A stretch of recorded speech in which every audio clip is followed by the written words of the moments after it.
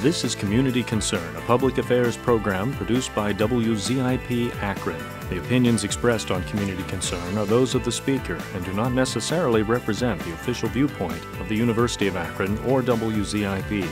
You are invited to listen in to this conversation on Community Concern.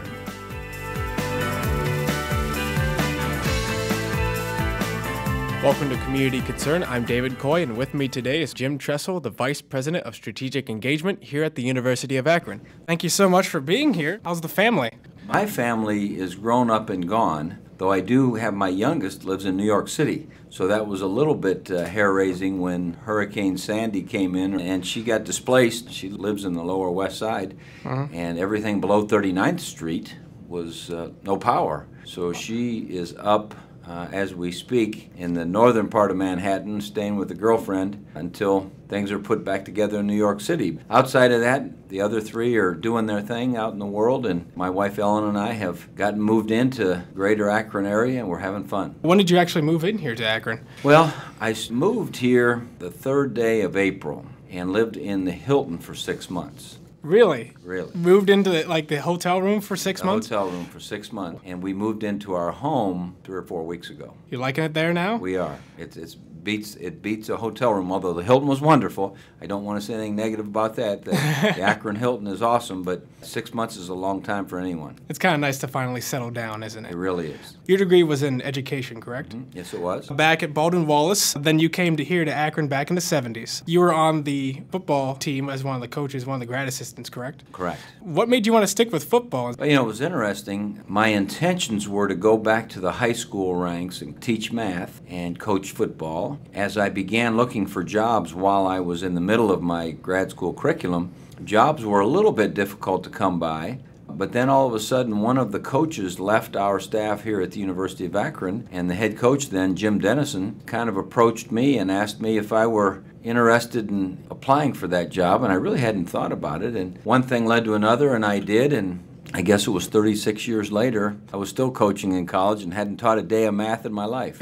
What was the campus like here at Akron back 75 and 76? Oh, gosh. There really wasn't much of a campus. There was the Gardner Student Center with the Chuckery, which the Chuckery was where you could get a hamburger and a beer. Oh, really? And that's all there was. There wasn't much else. Maybe 8, 10 buildings. Bookdale Avenue was 4-lane, flying down the street. There, Brown Street went all the way through up to Market, except for Bulger and Spanton. It was all commuter, and the place has transformed. There was you know where that bridge is that kind of leads to nowhere over here in campus? Well, that used to come across Brown Street over to Memorial Hall, and which was the old basketball arena, and that's where our offices were. But Memorial Hall is gone, and of course, we played football at the Rubber Bowl. We didn't have that soccer stadium or the baseball stadium or any of that stuff. The transformation, the new student center and the rec center, we had one little room in Memorial Hall that had a universal gym, which a universal gym is a kind of a machine that's got about 6 stations on it,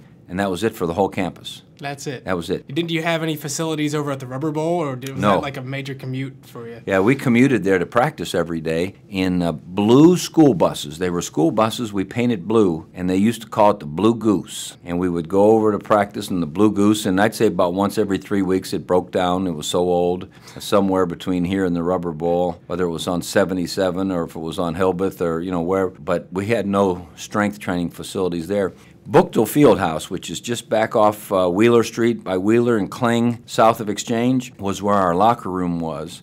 And we had one little weight machine there. We had, probably enough lockers for 75 or 80 guys, and there were about 12 of us when I was a grad student that lived there. Myself and about 11 other players. I was kind of like their house mother, oversaw them as a grad student, and because we didn't have that many dormitories or residence halls, and what we have going on now is extraordinary. You started getting really involved in the football here at Akron, and then you went to Youngstown State. What made you want to go for that position? In between here and Youngstown State, I had 3 other stops as an assistant coach, down to Miami of Ohio, and then over to Syracuse University, and then down to Ohio State. After 11 years as an assistant coach, I was kind of antsy and thought, I'd love to be a head coach. And one thing led to another, and I applied for the Youngstown State job, and quite honestly, they offered it to about 10 people who all turned it down. And then I was kind of like the last man standing, and so I ended up getting the job. And the reason I wanted to do a job like that, part of me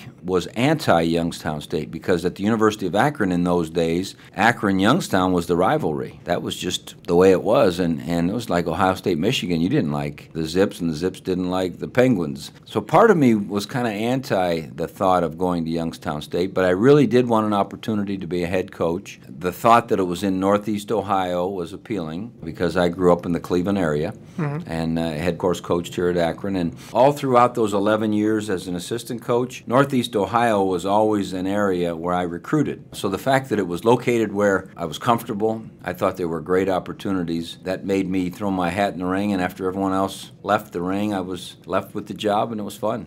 Did you feel your training translated also on the field at that time? Absolutely. You know, the thing I would say to students, it might not be just what you learn in the classroom that affects your future performance. It might be the things you apply outside of the classroom. For instance, being an education major in college, I also worked at the recreation department during the winter breaks and during the summer breaks and those kinds of things. And I put some of those teaching skills to use, some of those management skills, some of those leadership skills that I had learned in the classroom. The same thing with your coaching. It's not necessarily what you learn when you're watching a film. It's what you know about having relationships with people and working as a team and all those different things. So not only does your major, your curriculum, which in my case was education, which certainly taught me to teach, but also those experiences that are in and around your major, and really anything that you can become a part of, anything that you can.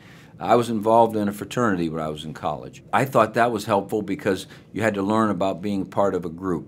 And I was an officer in the group, and I had certain responsibilities in the group. I happened to be the vice president in charge of recruiting the next group of folks for our fraternity. And so all of a sudden that was a sales position. That was a recruiting position, which little did I know I was going to end up the next 37 years recruiting people, you know, and I learned a lot of that trying to recruit the right kind of people for our fraternity. And then you fast forward, here I am today, and one of the areas that's in my division at the University of Akron is admissions and recruiting. And so I have a chance to share with our admissions people all those lessons I learned all the way back from recruiting for my fraternity to 37 years of recruiting for my football teams to now, and I can share that with all of our people that are recruiting for the University of Akron. And that's what we tell students all the time. Absolutely do a great job in the classroom, but also get some experiences outside of the classroom that are going to serve you. Let's move ahead later on to later 90s. The OSU coaching job was actually vacant. What made you want to go to Ohio State? Well, I was an assistant coach at Ohio State for 3 years prior to going to Youngstown State as the head coach. I used to think often while I was an assistant coach there, I don't know what fool would want to be the head coach at Ohio State, because it's a thankless job in some ways. And then while I was the head coach at Youngstown State, I never really thought much about being the head coach really anywhere else other than there. I spent 15 years there. That's a long time. I was also the athletic director as well as the head football coach. And so I was deeply entrenched into that community. And then all of a sudden, when Coach Cooper stepped aside at Ohio State, I got a couple phone calls, and I thought, well,